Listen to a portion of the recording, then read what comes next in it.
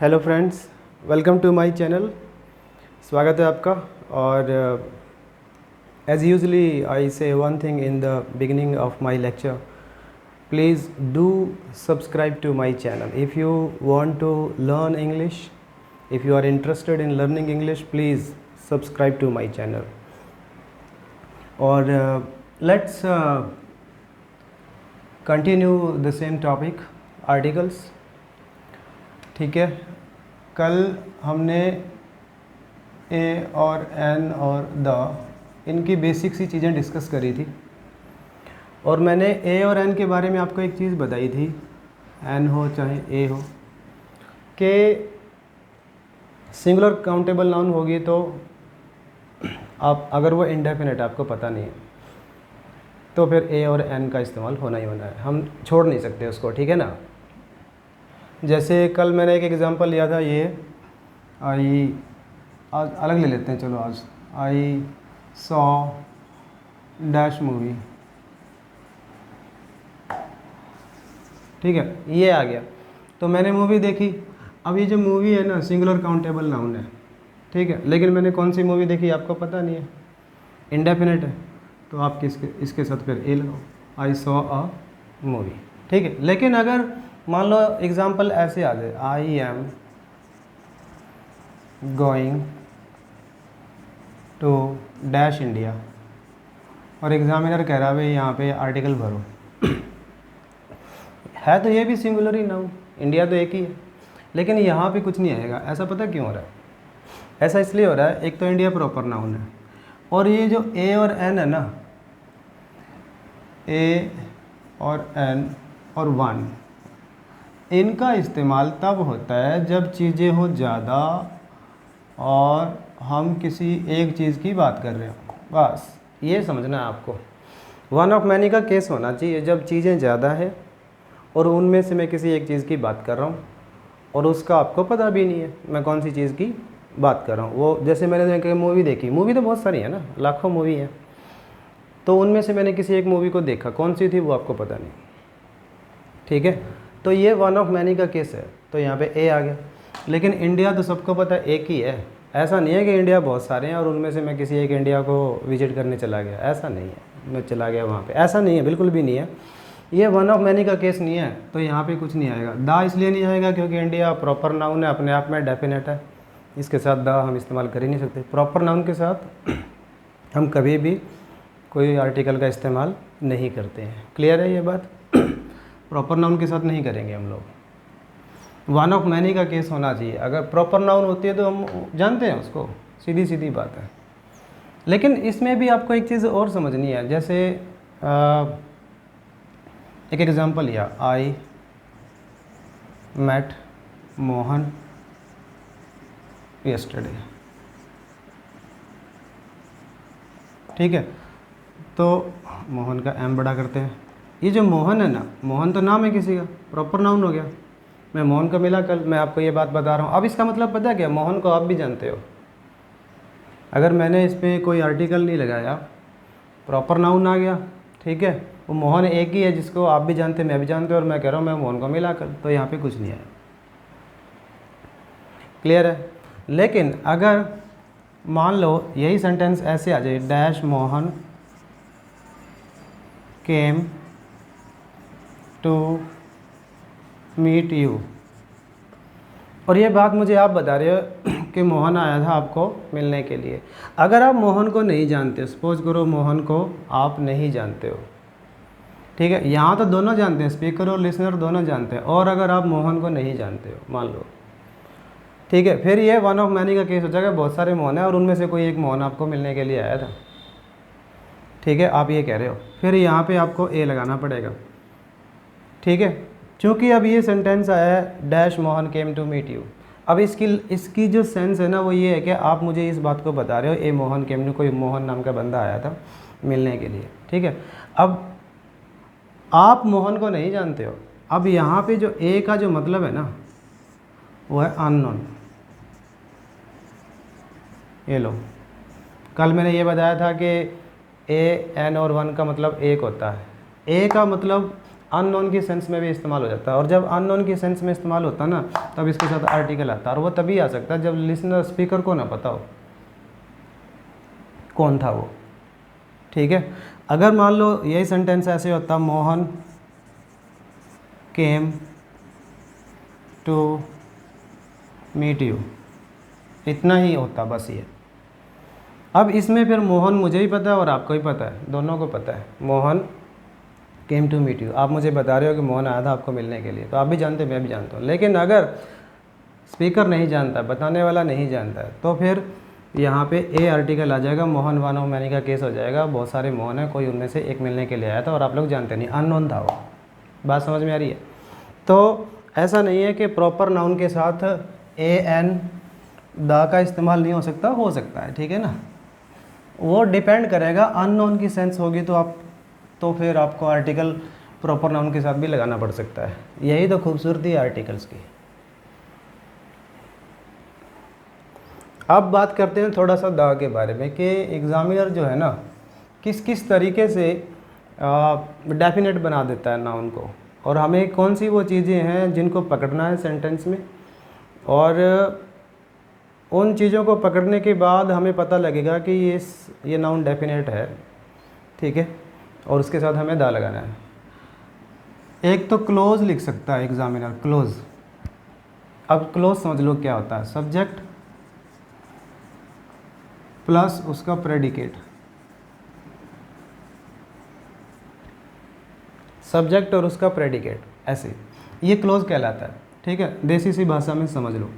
जैसे एक एग्जांपल ले लेते हैं, दे आर प्लेइंग क्रिकेट। ठीक है, ये मैंने सेंटेंस लिया, इसमें दे सब्जेक्ट हो गया, बाकी जो छोड़ के सेंटेंस बच गया ना, सारी इन्फॉर्मेशन सब्जेक्ट के बारे में प्रेडिकेट में आ गई, वो प्रेडिकेट कहलाएगी। ठीक है, ये सारा प्रेडिकेट है। ठीक है, अब प्रेडिकेट में और कुछ हो ना हो, वर्ब जरूर होगी। ठीक है, ये एक सेंटेंस लिखा, ये सब्जेक्ट हो गया, ये इसका प्रेडिकेट हो गया, बाकी की चीज़ें हो ना हो, लेकिन उसका सब्जेक्ट के साथ प्रेडिकेट में वर्ब जरूर होती है। ठीक है ना। अब देखो कैसे वो एक क्लोज लिख देगा साथ में, और उस क्लोज से हमें पता लग जाएगा कि ये डेफिनेट नाउन की बात हो रही है। जैसे have you read dash books that I gave you.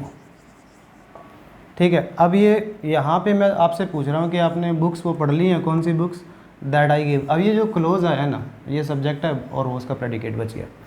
इस क्लोज ने बुक्स को डेफिनेट बना दिया। अब आपको पता है मैं कौन से बुक्स की बात कर रहा हूँ। मैं कह रहा हूँ कि आपने वो वाली बुक्स पढ़ ली हैं कि जो मैंने आपको दी थी, तो आपको पता है मैं कौन से बुक्स की बात कर रहा हूँ। जब आपको पता है तो फिर दा लगा दो, हो गया ना। उस क्लोज ने इस नाउन को डेफिनेट बना दिया। ठीक है, एक एग्जाम्पल और ले लेते हैं। आई नीड डैश क्लॉथ्स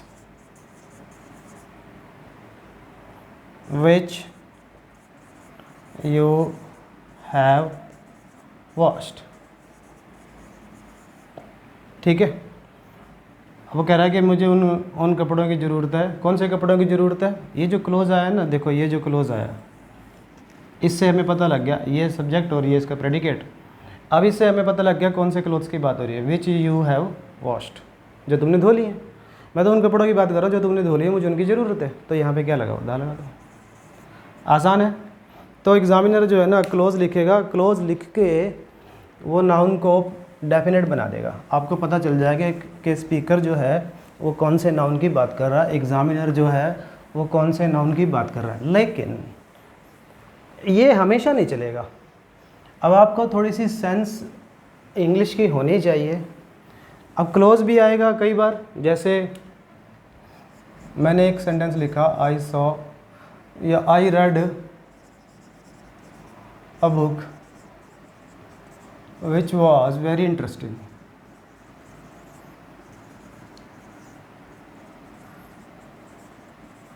ठीक है, अब मान लो ये एग्जाम्पल आ गया।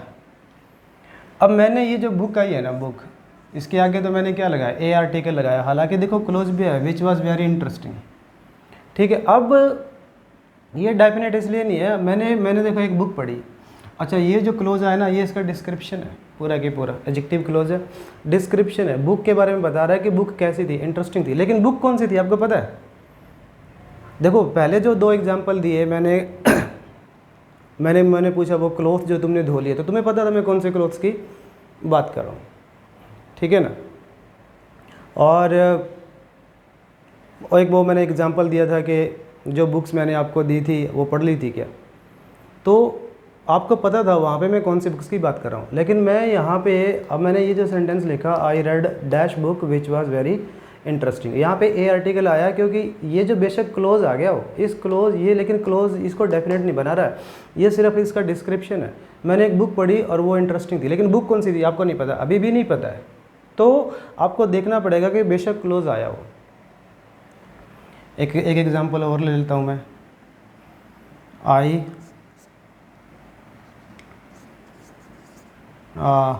आई beat dash boy who was making a noise. अब मान लो आपको यहाँ पे भरना है आपको आर्टिकल्स, ठीक है जी, बॉय या सिंगुलर काउंटेबल नाउन है, उसके बाद ये क्लोज भी आ गया एक जो शोर कर रहा था।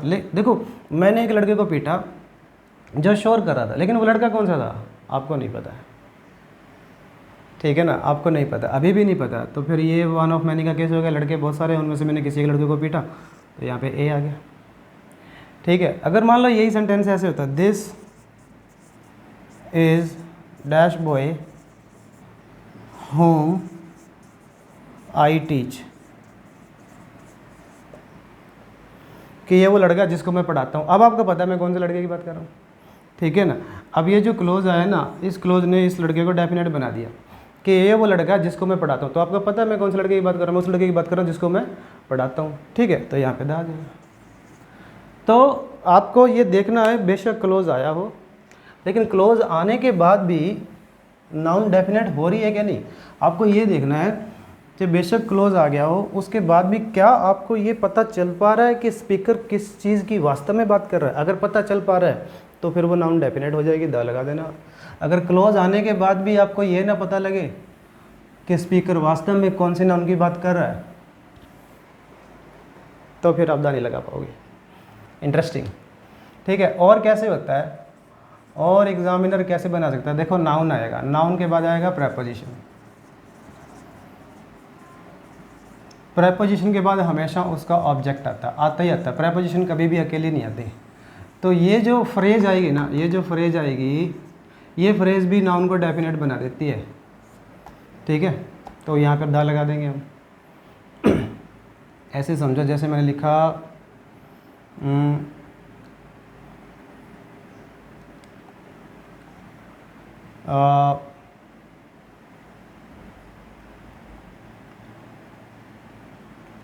I talked to dash principal of this school, ठीक है। अभी जब प्रिंसिपल आया, प्रिंसिपल के बाद ये ऑफ प्रेपोजिशन आई, और ऑफ प्रेपोजिशन के बाद इसका ऑब्जेक्ट आया, तो ये पूरी की पूरी फ्रेज है, ठीक है, ये फ्रेज है। अब किसी को ना पता हो फ्रेज होते क्या है, तो ग्रुप ऑफ वर्ड्स होता है जिसकी कोई सेंस होती है लेकिन कंप्लीट सेंस नहीं होती, ठीक है। I talk to dash principal of this school, अब ये कोई स्कूल है मेरे सामने, मैं कह रहा हूँ कि इस स्कूल का जो प्रिंसिपल है ना, उससे मैंने बात करी, क्लियर है। तो ये जो फ्रेज आई ना, नाउन के बाद प्रेपोजिशन और उसका ऑब्जेक्ट, इस फ्रेज ने इस प्रिंसिपल को डेफिनेट बना दिया, तो यहाँ पे द आ गया, सिंपल है। लेकिन अगर ये एग्जांपल ऐसे होता, I talked to dash teacher of this school, ठीक है। अभी भी देखो ये नाउन आई, उसके बाद ये फ्रेज आई, प्रेपोजिशन और उसका ऑब्जेक्ट, लेकिन अब ये डेफिनेट नहीं बना रही है, ये बस सेंस की बात है। अब देखो मैंने एक टीचर से बात करी इस स्कूल के, अब वो टीचर कौन सा आपको पता है, प्रिंसिपल का तो पता है, एक ही प्रिंसिपल होता है, उसका पता ही है अपने को भाई, कोई भी प्रिंसिपल है उसी की बात हो रही है। अब लेकिन टीचर कौन है? टीचर तो बहुत सारे हैं, उनमें से मैंने किसी एक टीचर से बात करी, हालांकि ये फ्रेज आई है, लेकिन अभी आपको यहाँ पे तो पता है प्रिंसिपल कौन है, सबको पता है एक ही प्रिंसिपल होता है, वो सबको पता कौन है, ठीक है। लेकिन टीचर कौन सा था? टीचर तो बहुत सारे हो सकते हैं।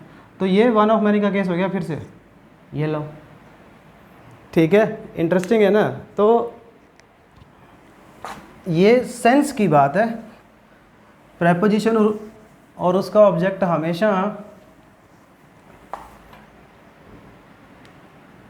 डेफिनेट नहीं बना सकते। देखो एक एग्जांपल और लेता हूँ, आई विजिटेड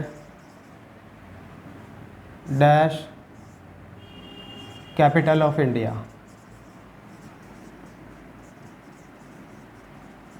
ठीक है।